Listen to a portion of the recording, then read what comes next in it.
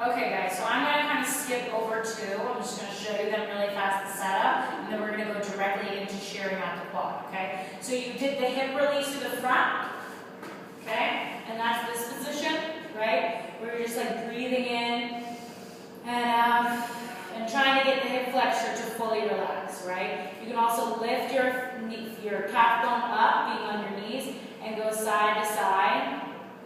Okay, if that feels good. Or you can just stay here for a couple breaths. This is a lot of pressure for the hip, so it's just a nice way of starting your quad release, okay, releasing the hip, okay?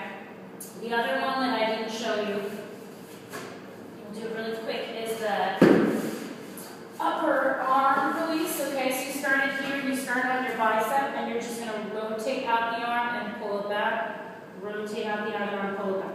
You can kind of move it back and forth if you want, and I'll show you on the other side closer to the camera, okay? So it's here, right, on my bicep.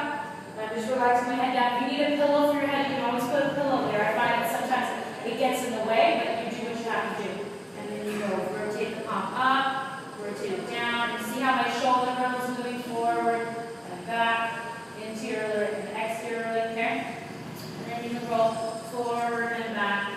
Forward and back, forward and back. You can also do it on the forearm, same kind of thing.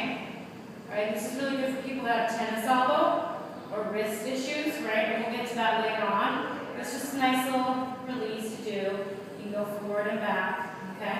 Cool? So now we're going to go to the quads. So I like to do the hip release where the foam roller is in towards your hips and you're lying down over it first, and then you're going to go into the quads. Okay? So you're going to start the foam roller towards the end of your mat because you're going to come onto a forearm plank. And you're going to start here. Okay? Now I'm not dropping my stomach down. I'm trying to fully lift my abdominals. And I'm going to shear, glide over my quads. Okay? Forward and back, forward and back, forward and back. Good. Now I'm going to find a really tight spot. For me, it's like, I would say the lower part of the quad. And I'm going to bend in my knees. Ooh, I can already feel it. And now I'm going to shear out my quad. Back and forward, back and forward. And for me, this like changed my life for my knees. Because I used to dislocate my knees all the time. And with all my injuries, this really saved me. And I was able to run a lot more. And then you go back to the rolling, back to the gliding of the quad.